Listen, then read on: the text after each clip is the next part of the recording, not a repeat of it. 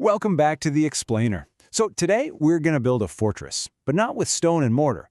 We're building a fortress for the mind, with one of history's absolute giants, a man you might know as Avicenna. I mean, just picture it. The world is in chaos, empires are rising and falling, and in the middle of all that, one man decides he's going to build something indestructible, a structure of pure reason, a fortress for the mind strong enough to house and protect, well, everything humanity knows.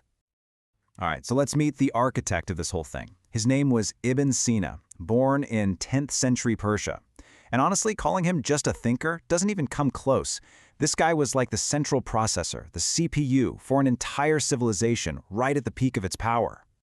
And when I say he was a genius, that's kind of an understatement.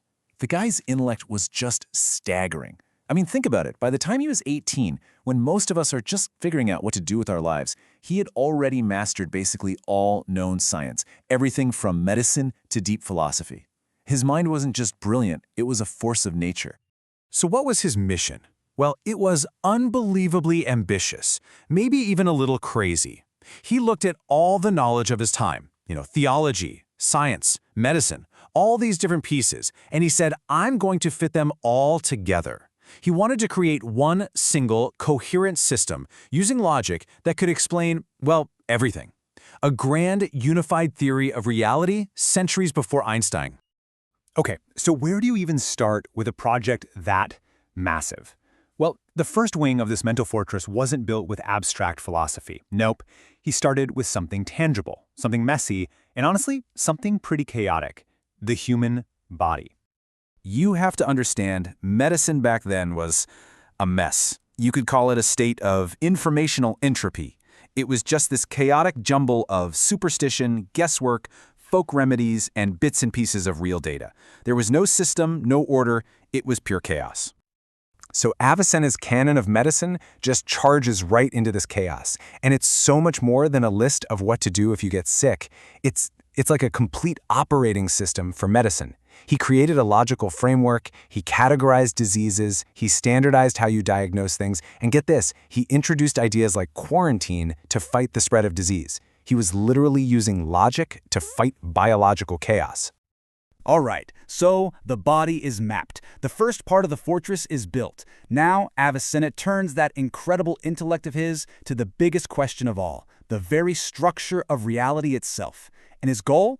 To prove the existence of God using nothing but cold, hard, undeniable logic. He kicked things off with this really deep puzzle, one that totally stumped people back then. It goes something like this. Look around. Everything seems to depend on something else for it to exist, right? It's like a giant chain of dominoes. But what pushed the first domino? What's holding the whole chain together? Right, so he called this idea contingency. Everything we see is contingent. Its existence is conditional. A fire needs wood, the wood came from a tree, the tree needed the sun. See the chain? And here's the key. Avicenna said this chain cannot go on forever. If it did, the whole system would just be floating on nothing. It would be totally unstable. There has to be a starting point, a bedrock, an anchor for all of reality. Something that doesn't depend on anything else. A being whose very essence, whose nature, is to exist. And he gave it a name, the necessary existent. And for Avicenna, bam! That was it. That was the logical proof of God. Okay, but now we get to what might be his most mind-bending and powerful idea. We're moving to the central keep of the fortress now, and it's all about the nature of consciousness itself. He comes up with this incredible thought experiment, and this is centuries before Descartes and his famous, I think, therefore I am. He says, okay, just imagine. A person is created, fully formed, in an instant, but they're floating in a perfect void, totally cut off from everything.